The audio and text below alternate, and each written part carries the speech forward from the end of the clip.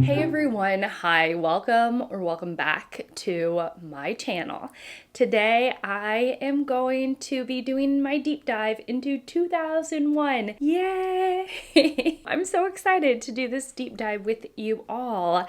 If you are new to this channel or to this series, this is a video which is part of a larger series of videos where I look at what was published in a particular year or a particular span of years, and get a feel of what was going on in the publishing industry, what was going on in book news, follow my favorite book critics best of lists for that year, and I just try and give you like a comprehensive and give myself a comprehensive look at the book world in that year. And so we're up to 2001 and I'm so excited to dig in. If you're new to my channel in general, then what you need to know or what's pertinent to know is that my name is Shelley and I really like books and I love reading. And that's it. I make videos. And so if you feel so inclined to subscribe, I would encourage you to do so. But without any further rambling on, let's go ahead and get into the meat of this video. This is the first real video in which I'm talking to you all and I have a computer. I've been living my life computer free, not because I wanted to, but because my computer broke and our computer guy basically pronounced the computer dead. And we just decided to go ahead and buy a new computer, even though we haven't had the official word. He said, I'll get back to you in a day or two. It's been over a week. And so we were like, let's just buy a new computer and presume the old one dead. We'll eventually pick up the old computer, but we're kind of waiting for the go ahead to get the computer. We don't have it. Anyway, so I have my new computer. And during this time, I was having a really this sense of limbo, because often I read and I know I'm going to be reporting back to you all about what I'm reading. And so I had started this 2001 reading, and I'll tell you what I picked up and what I have subsequently DNF'd, because I started my 2001 reading for this video. I was like, oh, let me just get started, and it went very badly. I just failed to bond with the books. And I don't know if it's because I was in a weird reading space, because I was out without my computer and thus feeling a little disconnected with the book community and reading in general, or if I just failed to bond with these books because I failed to bond with them. So I'm not going to get rid of these books, but I did try them and they were no-goes for me. So the first book published in 2001 that I DNF'd was The Air Affair by Jasper Fforde.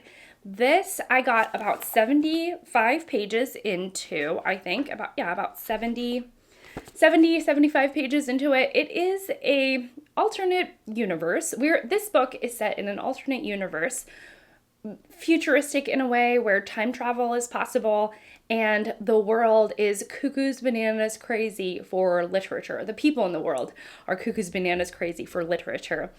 There's a lot of wacky, wonderful, bizarro references in this world to people just being utter fanatics for Victorian literature, and that people line up around the corner to get a glimpse of Jane Eyre, like the original Jane Eyre manuscript, and that Dickens novel, his novels are worth stealing just to have. Almost as if they are like these gems, in a museum. That's how they're displayed. That's how people interact with them. It's just this bananas world. And because it's this bananas world, I think I was just not in the mood. I don't think I am in the mood for a bananas world. And so I got a little of the way in and I thought it was cute and fun, but not fun enough for me to want to continue. I think technically these are filed under mysteries, but just know they're bizarro, silly, wacky mystery type things. There's a lot of wordplay, so on and so forth. So I DNF'd this, and it was indeed published in 2001. And part of this sitting down with you all is that I need to make a new plan for reading because I've just hit a wall. So the second book that I was reading, and it's been recommended to me so many times. So I'm kind of surprised and a little ashamed that I'm DNFing it, but I am just not feeling it at all. And it is actually The Shadow of the Wind by Carlos Ruiz Zafran. Now, this is a beloved book on BookTube and out in the world. It is a translated novel, and it is about, again, another sort of cuckoo's bananas crazy, magical-esque world that exists, and that's just the world that we're in. There's no real explanation as to why the world is like this, which I actually very much prefer. I don't like this whole like hardcore world building, and it's not supposed to be that. And in this, a young man picks a manuscript, I think for his birthday, and that's like his manuscript. And as he's growing up and possesses this manuscript, he realizes that there are people or a person out there that's trying to destroy all of the manuscripts written by the author that wrote this young man's manuscript. I hope that makes sense. So there's someone out there like trying to destroy this entire author's body of work. And in that sense, it's a little bit of a mystery, but it feels very much like a coming of age story. And in this, I got to page 120. So why am I DNFing this? I felt like I did not care. I don't know. I'm on the fence as to whether I should keep these books or not, because I just felt like I did not care about either of the characters in these books. I actually think that the air affair I liked a little bit more, but the main character in the Daniel, that's right, Danielle, and The Shadow of the Wind, I don't know. I was failing to bond with him. Was not really invested in this struggle. Now, both of these books, I do say to their credit, I got very busy and lost in my own way in my reading life. I got a little distracted in my reading life while I was reading these books. And so that could very much contribute to me not bonding with them or rooting for the main characters, because, sort of part of the way through my reading, I would stop. Like, I stopped this book for 5 days to read another book.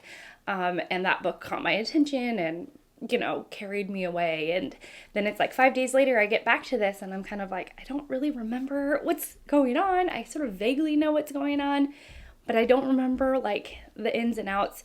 So it could be like that for both. That happened with both of these books. I got a little bit distracted along the way. But now that I'm feeling these feelings about these books right now, I think I'm just gonna like say goodbye in my heart. Like, they're gonna go back on the shelves for another day, and I need to choose a different TBR. So in this main clip, I want to talk through some of the options. And so here's where I'm gonna look. I'm actually going to start with Steve Donahue's best of list, which is, he's the book critic that I very much admire, and he did a series of blog posts called Interregnums, in which, and then later on in the video, I'll talk about book news and what won prizes back in 2001. But as I'm choosing my TBR, I think it's best to put myself in the hands of Steve Donahue and allow him to recommend books to me, because more often than not, I would say like 99 times out of 100, I tend to really enjoy Donahue's recommendations. So that's where we're going to start. So he did these blog posts called Interregnums, in which he went back in time and reflected on the 10 best fiction books and the 10 best nonfiction books of that year. And so in 2001, he has done that. And I'll start with nonfiction because I'm actually not feeling nonfiction. I'll tell you what I think I want. I want something kind of short. It's Shorty September right now. I think a short book will make me feel like I'm getting back into the rhythm of reading and feeling really good about it. And so I want something, I think shortness, like prioritizing shortness is going, a novel that has some brevity to it is going to be a really wonderful thing for me. I think that I am going to stay away from anything like magical, outside of my comfort zone, even anything that might have a hint of like magical realism, because both of these books, The Heir of Air and The Shadow of the Wind, had magical elements to them, and I was not vibing with that at all. So even though I'm starting with Steve Donahue's nonfiction list, actually my last little criteria is that I'm not really feeling nonfiction, but who knows, maybe that's exactly what I need. So my sort of loose criteria is nothing too long, nothing that has any magical, nothing with a magical feel or magical realistic nature to it. And then possibly not any nonfiction. So we'll go with those parameters and see where I get with it. So the first one is The Intellectual Life of the British Working Class by Jonathan Rose. Now this is about, even though it has this really long title, it's really about the books people read, how they got them, and what they thought of them, and it's an absolute feast for another book reader. So that actually sounds really, really good. I'm going to see if this is available somewhere. We'll end up seeing what I can get, but I'm actually going to put this on the maybe list. There's a biography of Ulysses S. Grant at number 9, entitled Grant by Jean Edward Smith. I'm sure it's a wonderful biography, but I think that's a little too much, and it's also very chunky. Number 8 is Constantine's Sword by James Carroll. Steve says this big book, which it's long, I'm not going to want to read it. So this is out, but it sounds really good. And it might be something that really appeals to you. So it says, this big book, Carroll's most powerful and angry work, makes for some prolonged, difficult reading. It's the long story of Christianity's anti-Semitism, and Carroll spares his readers no gruesome detail or twisted psychology. It's much like The Rise and Fall of the Third Reich, which is an enormous book. So I think that's out, but the subject matter sounds absolutely fascinating. Number 7 is The Eternal Frontier by Tim Flannery, which is the deep natural history of North America. Number 6 is Savage Beauty by Nancy Mitford. This is about the poet Edna St. Vincent Millay. Let's try that again. Edna St. Vincent Millay. And it's supposed to be wonderfully rendered. Number 5 is Tip O'Neill and the Democratic Century by James Farrell. This is a biography of former Speaker of the House Tip O'Neill, who was also an Irishman. We have number 4, Washington by Meg Greenfield, who was a writer for the editorial page of the Washington Post, and this is her memoir. At number 3, we have The Third Reich by Michael Burleigh, and this is going to be about World War II. Okay, coming in at number 2 is Dead Certainties by Simon Schama. This is what Steve says. He says, this little book consists of 2 halves. One telling the story of the death of General Wolfe in 1759 on the plains of Abraham, and the other telling the story of the murder of Boston grandee George Parkman in 1849. He says that this is just really darn good writing. And then the number 1 book is The Trial of Henry Kissinger by Christopher Hitchens. And this is going to be about let's think, what was it? I don't really know that much about Henry Kissinger, which will probably be, will aghast many of you. But in 2001, I was a wee babe, okay? So I'm not going to make myself feel terrible about it. But the trial of Henry Kissinger outlines the atrocities authorized by the former Secretary of State. And then it just talks about all of the awful things that he had authorized during his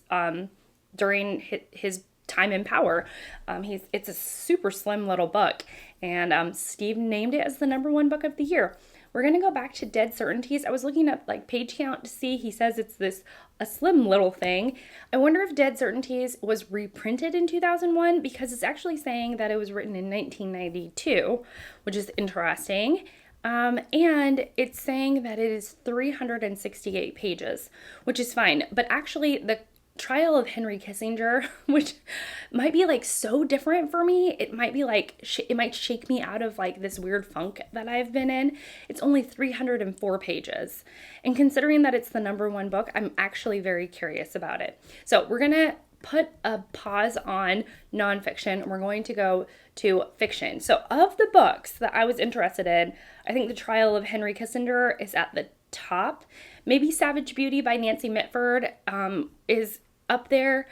But I think, and then the intellectual life of the British working class is also something I'd like to investigate. Again, the tippy top of my list is going to be length. I just don't want a really long book to read. Number 10 is The Penguin Book of Irish Fiction. It's edited by Colm Tobin, who I still haven't read.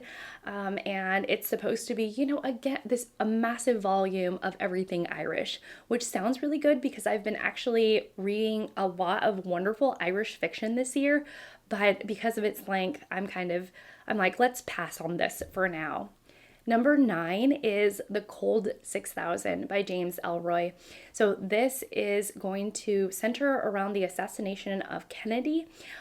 Steve Donahue describes Ellroy's writing as coldly controlled madness, which I'm kind of like, I don't know. And then Donahue ends his little blurbed review with, to say this is tense reading would be an understatement.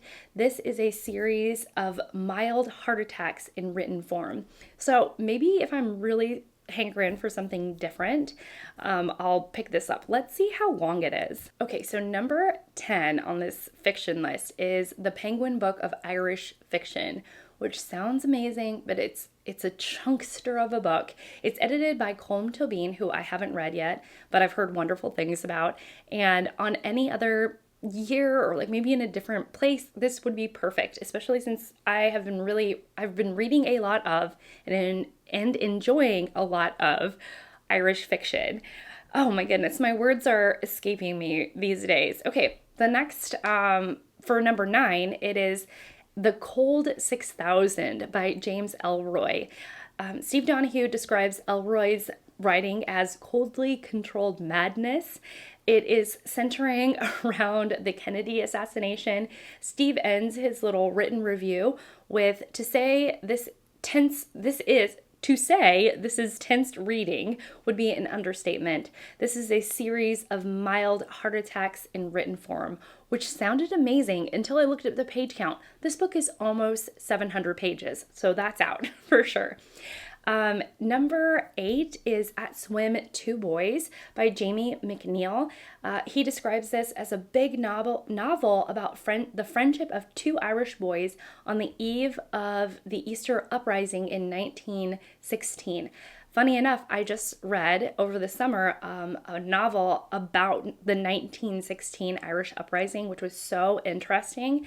And I've wanted to read this book for a long time, but I think it comes in at like 650 pages, which is not exactly my vibe right now.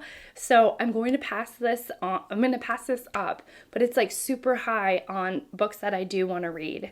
The next one is According to Queeney by Beryl Bainbridge, who I've never heard of, by the way. And this is how Steve describes it. He says, "It's always amazing to me how this author managed to cram 1,000 pages of historical novel into slim little things that she has regularly produced." And then she has done it really effectively with this novel that is about Samuel Johnson and his fellow literary luminaries, which sounds really good. So I'm going to put that on my list. Let's see how long it is. It's 224 pages. Okay, that's like going to be it's going to be on my list for this. This sounds good. And I've not read any Samuel Johnson historical fiction, so that would be at the top of my list. Not sure what that voice is. Number 6 is My Name is Red by Orhan Pamuk. This, I think, is a translated novel.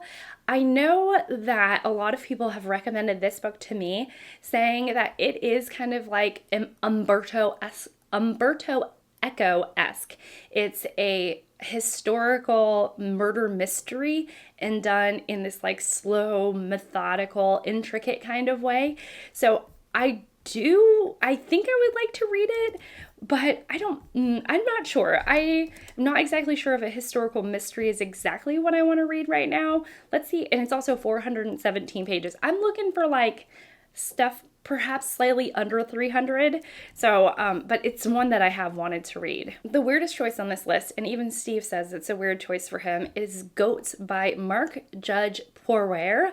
This is about a kid getting stoned all the time and basically saying that he's better than everyone else because he's getting stoned all the time. And even with that premise, which doesn't sound like a me book and doesn't sound like a Steve book, he says is like, it's really good because of the author's literary gifts. So I was like, okay.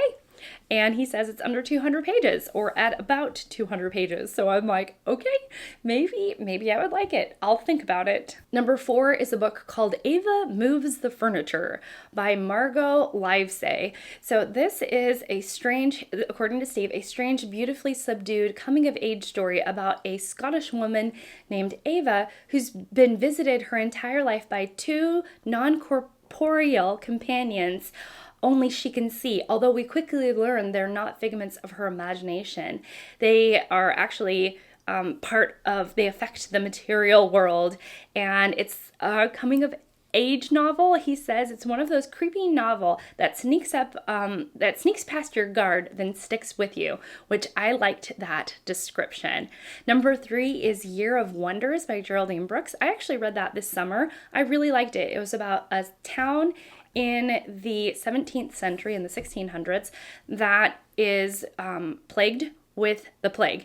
And oh my goodness, it has some of the most gruesome and intense scenes, but also like sucked me in. I very much cared about the main character. I just didn't love how Geraldine Brooks ended the book. But everything up until then was really effective. It was really like the last 20 pages that I was like, what happened? What happened? But I'm also one of those where if I enjoyed the journey and the ending isn't perfect, usually it doesn't ruin it for me. But yeah, I was just like, gah. Number 2 is The Glass Palace by Amitav Ghosh. This is the story of an Indian boy named Raj Kumar, whose life is upended in 1885, the year the British invade Burma and dispose its royal family. And it's supposed to be a sprawling story that doubles and redoubles in its complexity and human breadth until the novel feels like a vivid dream. This sounds exactly right up my alley. It's a book about India. It's a sprawling novel. It has intense events that precipitate like the precipitating events to push the novel forward and maybe shape the lives of our characters. I love that kind of stuff. So I was interested in this. Believe you me, I was actually looking at this list at like 5 a.m. when I realized that I did not want to pick up The Shadow of the Wind again. This is 486 pages, but it sounds so good. So we'll see. And then the last book I actually own. I'll show it to you.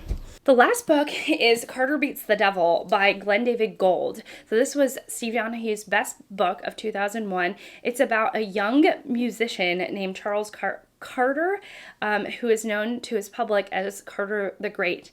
And he says, so this is like a sprawling look at the 1920s, and it's really good. Actually, shockingly, it is a debut work by this author, or it was his debut work.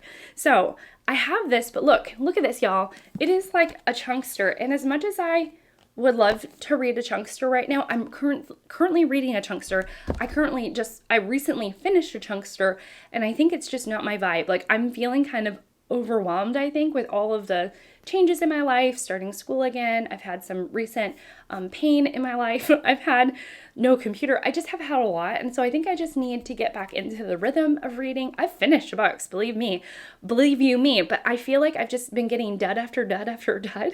So I want something to be successful. And I want to feel the payoff right away. So I think I'm going to see what I can get my hands on. According to Queeney, there is no ebook that I could see, so it's something that I would have to order. Goats actually sounds kind of interesting, especially since it's so short. Ava Moves the Furniture, I think, is another short book that I'm pretty interested in, and so I think I might want to get that. Let me see how long it is. Yeah, it's 240 pages, and they do have it on Kindle, so it's something I could get right away. And yeah, and then in terms of Nonfiction, we have, let's see how long, The Intellectual Life of British Working People. Let's see how long this is. Oh, it's 560 pages. It sounds so good, but I don't think it's going to be one that I want to read. What about Nancy Mitford's book? 608 pages. Okay, so we're whittling things down. We have The Trial of Henry Kissinger. We have The Trial of Henry Kissinger. What other books were on my list? We have Goats. We have Ava Moves the Furniture, and perhaps maybe According to Queeney. Those are like the four that I'm like thinking about now. Oh, and then the last book, which I will talk to you about, that I'm considering, that's not on Steve's list, but that I own, and I know it's from 2001 and that I do want to read, and it's Atonement by Ian McEwan. I've heard really good things about this book. It was like splash all over the New York Times best of blah, blah, blah, blah, of the 21st century. So yeah, it's been in my mind as one that I might like to read. I've read one Ian McEwan book before, and it was On Chesil Beach. And so I think Atonement might be another like way to get into the author. I liked On Chesil Beach. I read it years ago, and some of the stuff that I read in it years and years ago, I actually still remember. It very much stuck with me. So I don't know. So that's a possibility. And I already have that on my Kindle. So I think that's it. I'm gonna stop talking. But 2001 has been a real sticky icky. Like, it's been a real time for me over here. So hopefully I find something that I like. I'll check in with you when I have finished something that I love, or hope that I love. Or that is another fail. I'm not really sure. And we'll also talk, best books, book news, all that kind of stuff, and do more of a deep dive into this wonderful year.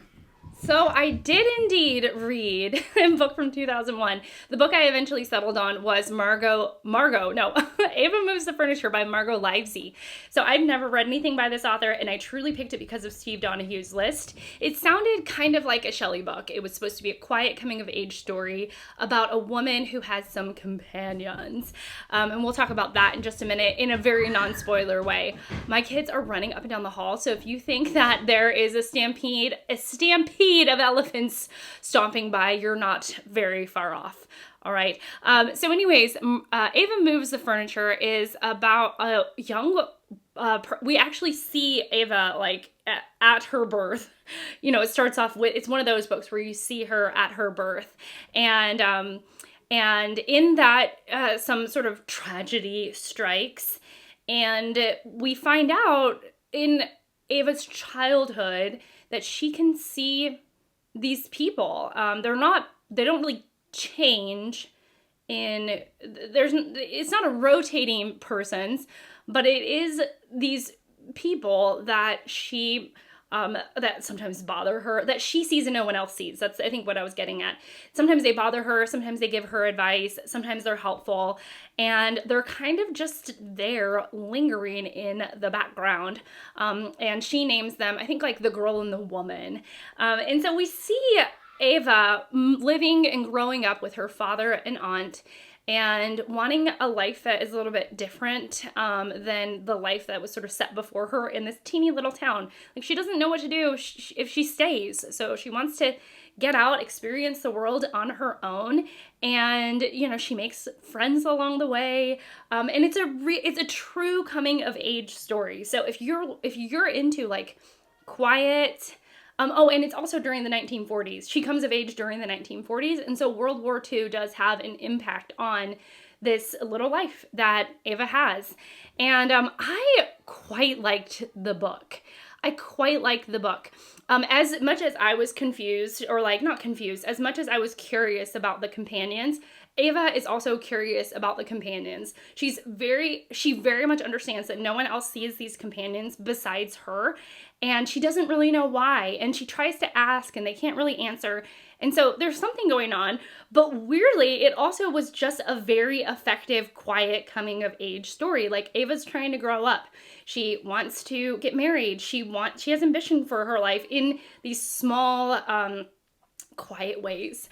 And so I really like that. Here's what's amazing. It was published in 2001. I swear to you, it could have been written in 1940, and I wouldn't have known the difference. There was nothing modern about it. There was truly nothing that would have tipped me off to the fact that this was published in 2001. Like, if you were like, this was published in the 1940s, I would have been like, I totally believe you. Like, if this was published like just a few years after World War II, and that's why it has that context, I would have believed you, because it was so impeccably done. The ambitions and personalities and goals and accomplishments that Ava wanted to have, and also the personalities of the other characters in the book.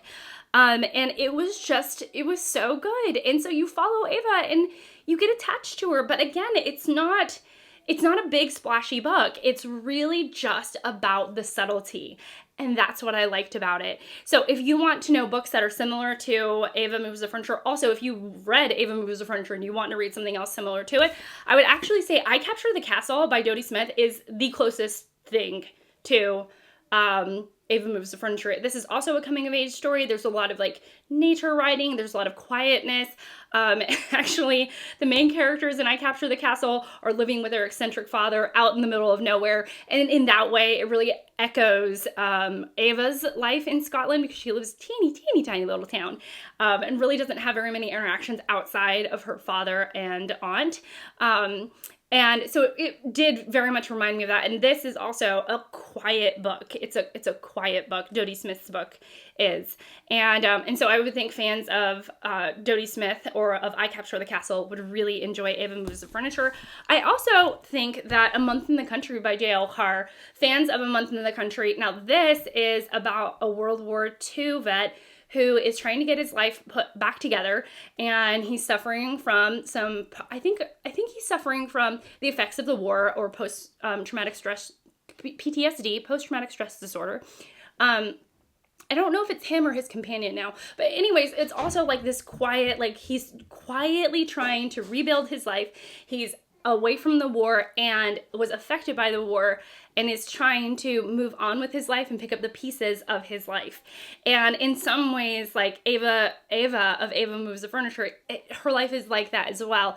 You see, her life is affected by the war. In some ways, she has contact with people who have been deeply affected by the war, but in her own quiet, useful way, she's trying to like put in her efforts to be useful during this time. But also when the war is over, it's sort of like, what does she do and how does she pick up the pieces of her life and where to go from there? And so, and then also, again, this is sort of just this quiet, sort of like, this quiet bubbling underneath the surface of the surface of nature writing, the surface of just this, the silence of the outdoors and all of that kind of stuff, you know? It's just this quiet solitude, and there's something really magical in that, you know? And so I think that J.L. Carr does it perfectly, just like I think Margot Livesey does it perfectly.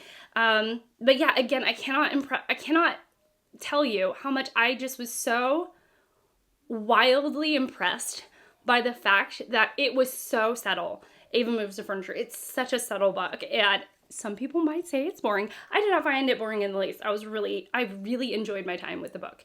Okay, well that's it. Next up is going to be books of 2001, books in general of 2001, and maybe news that happened in that year, prizes, all of that. We're gonna cut to her. We're talking book news, and I have a new angle because I bought this chair that I am in love with. So of course, if I get a new piece of furniture, I'm like, I want to change the full angle of my filming setup. And I don't know, we're just gonna see how it goes. I never really know how I like a filming angle until I edit it back, which you just don't know.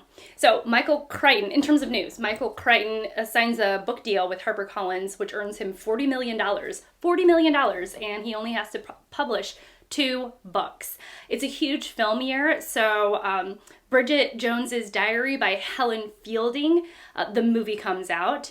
The first Harry Potter movie also comes out, and the first Lord of the Rings movie, The Fellowship of the Ring, also comes out, which breathes new life into all of these novels. In terms of just general publishing, there was a ton of books that came out.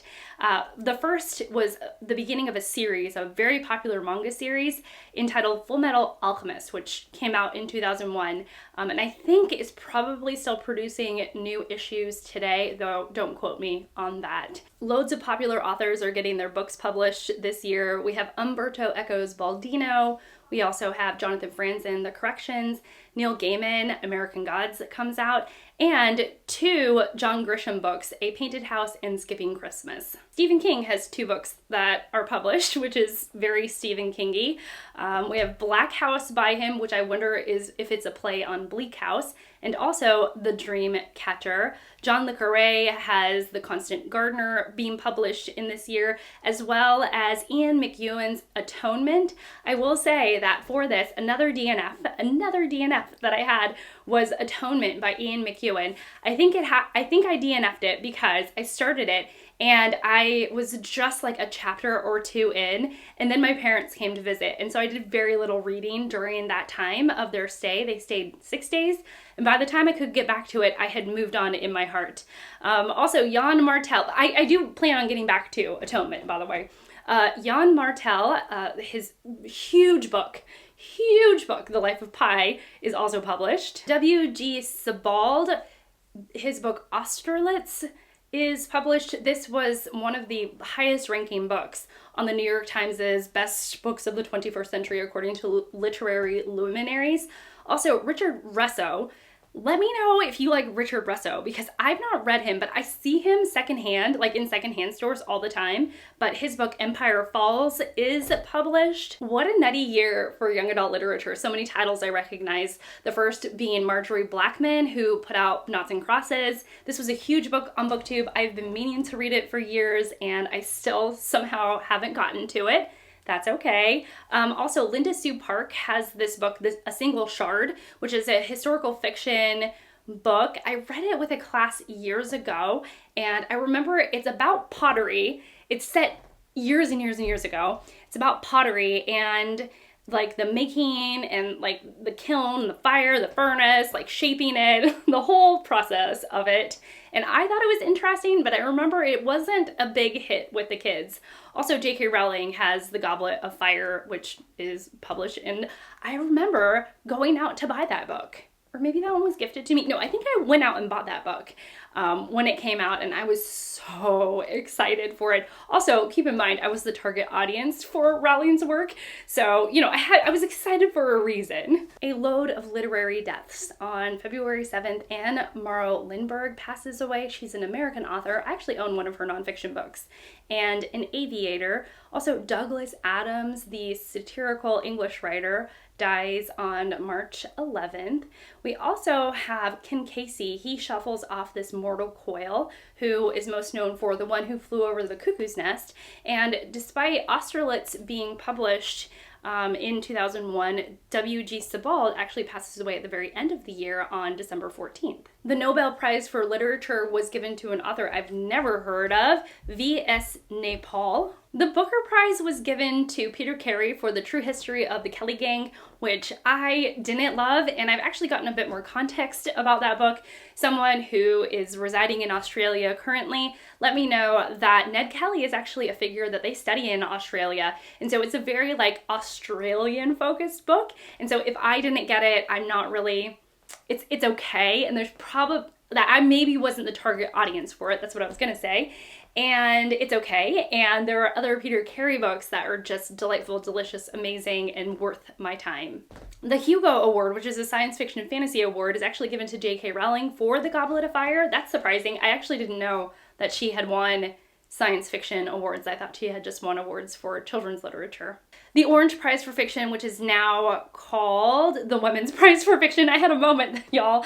It was awarded to Kate Grenville for The Idea of Perfection. Kate Grenville was just longlisted this year for one of her books, but I know that some people I didn't know Kate Grenville's name, but I knew that some people who were reacting to the award and people in my comment section had let me know that she's actually won the Women's Prize before, and it was actually in 2001. The Pulitzer Prize was actually given to Michael Chabon for The Amazing Adventures of Cavalier and Clay. I read that this year. I read that in my 2000 video, my video covering the year 2000, and I just love that book. It is such a Shelley book. It's so good because it is deeply and wonderfully character focused while also shedding some light on a period of time in an industry that I didn't know about, but all of a sudden I really cared for. And really, that is it. Considering all of the DNFs, so I felt like I DNF'd a ton of books from 2001, and all of the things that really kind of went awry in this video, I'm gonna keep it to have read one book from this year, and that was Ava Moves the Furniture, and it was wonderful. I enjoyed my 2001 reading when I finally got a book that I could stick with and that I enjoyed. I might have to revisit this year again because maybe I didn't give it my fairest shot, but really that is it. So thank you so much for watching. Thank you so much for being here. I really appreciate it. And I will see you all in my next one. Bye.